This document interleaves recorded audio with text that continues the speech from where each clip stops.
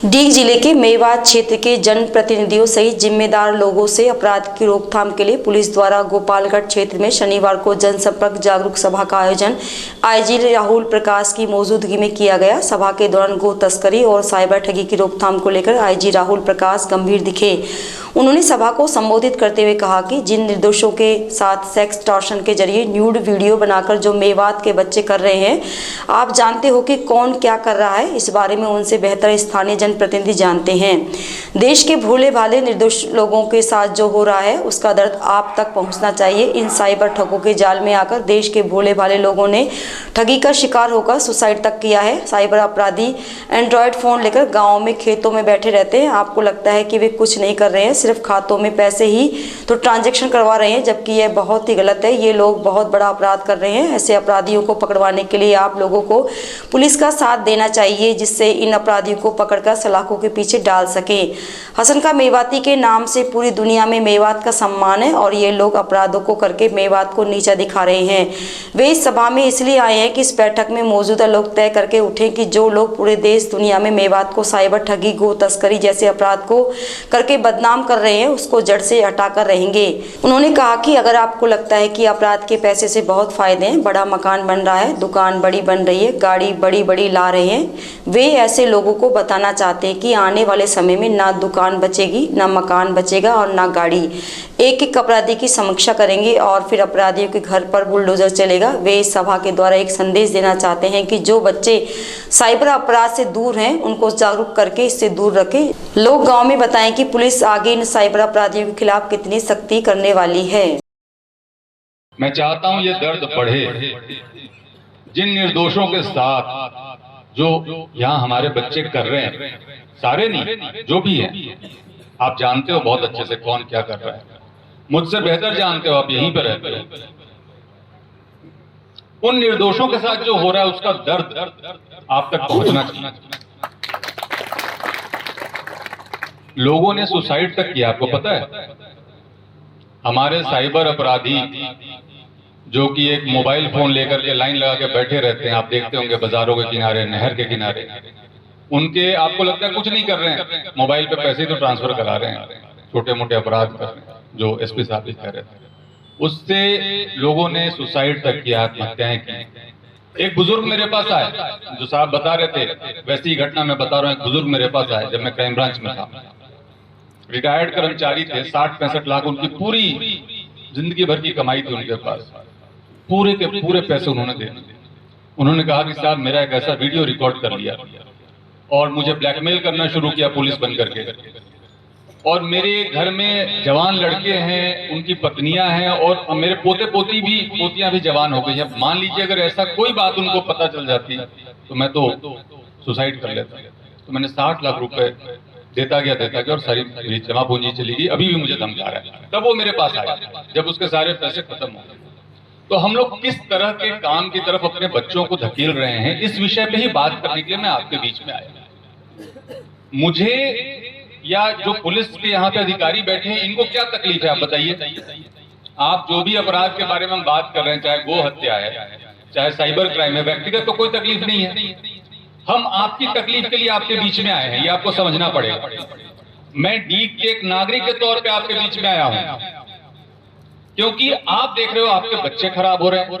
वो खराब बच्चे आपकी महिलाओं को खराब कर रहे हैं, आपके पड़ोस में जो लड़कियां उनको खराब कर रहे हैं, जैसा आप बता रहे थे।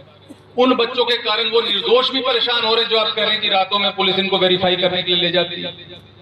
तो उसकी जड़ में तो जाना पड़ेगा ना, कि आखिर ये उद्भूत कहां से हो रहा है, उत्पन्न कहां से हो रहा है, और उनके लिए हम क्या कर रहे हैं। अगर हाथ उठा करके हम यहाँ पे पूछे कि कितने लोगों ने खुद साइबर क्रिमिनल्स की सूचना पुलिस तक जाके दी है, तो शायद यहाँ 5-10 से ज्यादा लोग हमें नहीं मिल पाएंगे। हम आगे बढ़ के उनके बारे में नहीं बताते। मैं चाहता हूं कि हम बताएं, आगे बढ़ते बताएं, और साथ में उनको भी बताएं कि पुलिस तुम्हारे साथ जो कुछ भी करेगी कानूनन तौर पे, उसमें हम बीच में कहीं आने वाले नहीं हैं। आप ये सोचो कि सरपंच साहब बचा लेंगे, प्रधान साहब बचा लेंगे, कोई जनप्रतिनिधि बचा लेगा, कोई प्रभावशाली व्यक्ति बचा लेगा, तो वो गारंटी तो मैं एसपी साहब और अपनी तरफ से दे रहा हूं आपको कि कोई नहीं बचा पाएगा। और मैं इसलिए भी आपके बीच में आया कि मैं ये आपको बताऊं कि मेवात जिस चीज के लिए जाना जाता था, हसन खां मेवाती के नाम पे मेवात का कितना सम्मान है, यही नहीं पूरी दुनिया में सम्मान है। और जो बता रहे थे एक भाई साहब मेरे यहाँ पे कि कितना ब्रेन है यहाँ पे, यहाँ के आप मैकेनिक्स को देख लीजिए, यहाँ के ड्राइवर्स को देख लीजिए, इवन जो अपराध कर रहे हैं उसमें भी अगर आप केवल उसके ब्रेन के पार्ट को देखो, टेक्निकल पार्ट को देखो, तो कितने शार्प हैं बच्चे हमारे, और उनको हम सही दिशा नहीं दिखा पा रहे। जिम्मेदारी किसकी है? आपकी और हमारी। तो हम बीच में बैठ करके ये बात तो करें कि हम इनको कोई दिशा देना भी चाहते कि नहीं देना चाहते।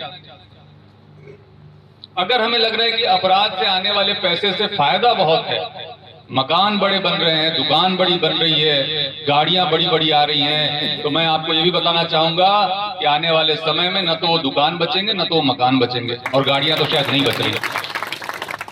एक एक काम पीछा करेंगे। बुलडोजर चलेगा, बुलडोजर चलेगा, अपराधियों के घरों पे चलेगा, 100% चलेगा। हम चाहते हैं कि उसके पहले हम लोग ऐसे कदम उठाएं कि जो बच्चे अभी इससे दूर हैं कम से कम वो उसकी तरफ आकर्षित नहीं। आप बताएं कि पुलिस कितनी सख्ती कर रही है और कितनी सख्ती करने वाली है, इसलिए मैं आपके बीच में आया।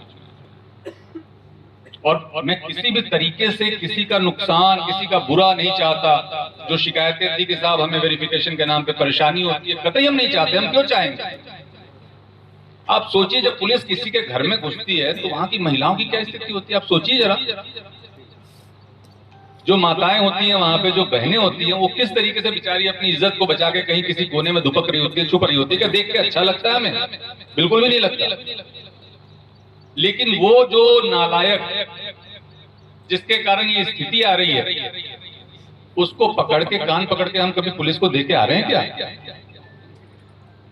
इसके लिए मैं आपके बीच में मैं ये अपेक्षा करता हूं कि आज के इस बैठक, इस मीटिंग में हम ये तय करके उठें कि जो लोग भी हमारी पूरी कौम को खराब कर रहे हैं, जो लोग भी हमारी पूरी नस्ल को खराब कर रहे हैं और पूरे देश दुनिया में हमारी बदनामी करा रहे हैं मेवात के नाम पे, उस बीमारी को हम यहां से दूर हटा के रहेंगे। गो हत्या और गो तस्करी आप बता रहे हैं कि 80% कम हो गई, 90% कम हो गई, बहुत खुशी की बात है। गो हत्या के पक्ष में भी कई लोग अपने तर्क दे जाते हैं। कभी कभी कई बार आपने सुने होंगे, कुछ ऐसे भी ख्यालात रखने वाले होते हैं, देश विदेश के होते हैं, कई बार भारत के नहीं होते, कि भाई खान पान की सबको छूट है, कपड़े पहनने की सबको छूट है। ठीक है, छूट है, लेकिन जो इस देश का कानून है, जो इस देश का संविधान है, जिसके कारण हम लोग को आजादी के साथ रहने की ताकत मिली है, अधिकार मिला है, क्या हम उस कानून को नहीं मानते? क्या हम ये बताना चाहते हैं? जो हमारे देश का कानून है उसको हम नहीं मानते? जो हमारे देश की संस्कृति है, हमें पता है कि हो सकता है किसी देश विदेश की संस्कृति में ऐसा हो जहां की गाय की पूजा नहीं होती, लेकिन हमारे देश की संस्कृति में गाय को माता मानते हैं, पूजा करते हैं।